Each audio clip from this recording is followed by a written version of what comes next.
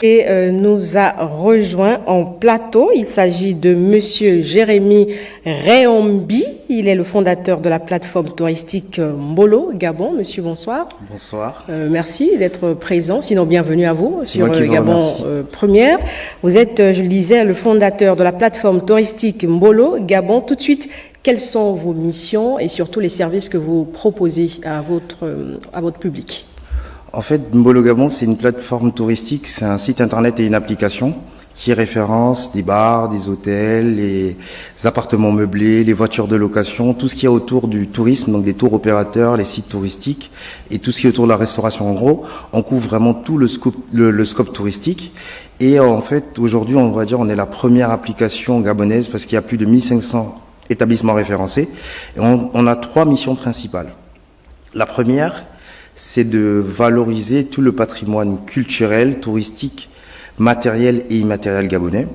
La deuxième, c'est de pouvoir donner plus de visibilité aux acteurs du secteur.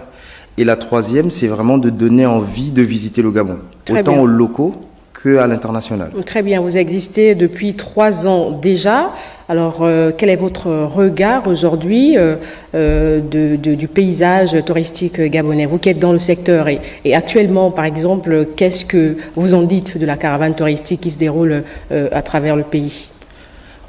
Ce que je peux dire, c'est que je pense que c'est assez flagrant pour tout le monde.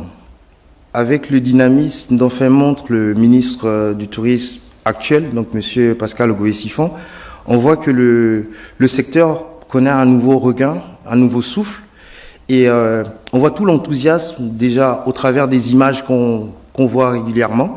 Donc ça permet également non seulement aux Gabonais mais également aux étrangers de découvrir toutes les merveilles dont regorge notre pays.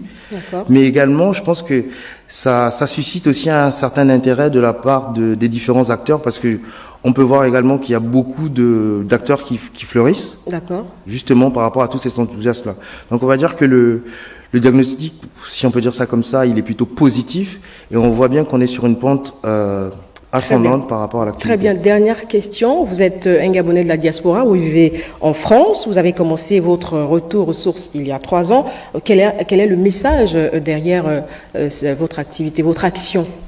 Je pense que le message, ce serait déjà à l'endroit, on va dire, de la première autorité de ce pays, en tête desquelles le président de la transition, son Excellence, le général Brice Clotaire Oligui Nguema. Donc, lors de son passage à Paris en mai dernier, il a lancé un appel à l'endroit de la diaspora. Donc le projet Mbolo Gabon sonne comme une réponse à cet appel et il sonne également comme étant une contribution à la construction de cet édifice Gabon qu'est notre pays. Très bien. Mais écoutez, monsieur, merci d'être passé en plateau. Revenez quand vous voulez. C'est moi qui vous remercie. Pour la suite de ce journal, le ministre de la Communication et des Médias natifs de